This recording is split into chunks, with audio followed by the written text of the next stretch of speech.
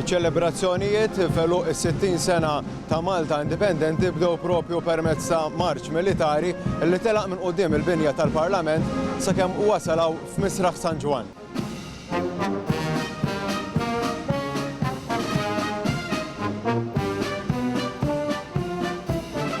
Kien l-ħabta ta' 9:15 filgħodu x'in id-deputat kap komandant tal-Forzi Armati ta' Malta, il-Kurunell Edric Zara, wasal f'Misraħ San Ġwan fejn ingħata tislima mill-Gwardja tal-Unuri.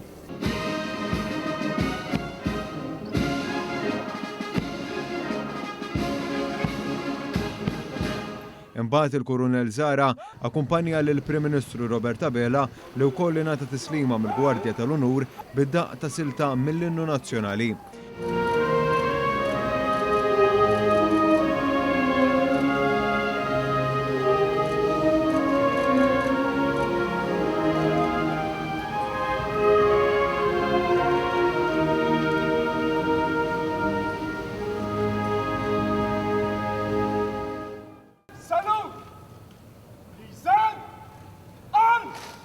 Fid-9:09 ta' filgħodu waslet il-President ta' Malta Miriam Spiteri de Bono li ngħatat is-salut u spezzjonat il-Gwardja tal-Unuri.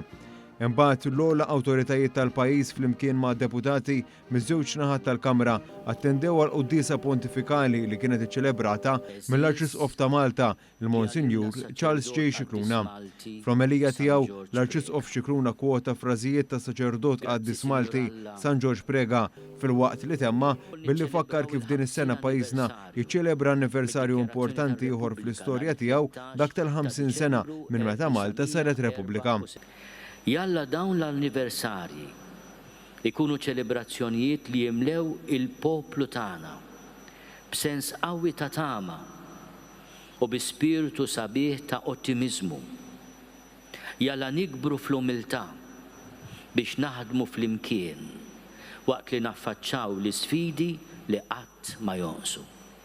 L-attivitajiet brabta ma' dan l-anniversarju mbagħad komplew wara l-quddiesa ma' ġenb il-monument ta' l-Indipendenza fil-Furjana fejn l-ora awtoritajiet tal-pajjiż għedu l-fjuri b'turija ta' rispett anke għal dan l-anniversarju imbagħad ukoll inħara ġew sparati 21 tir forma ta' salut mill-Forzi Armati ta' Malta.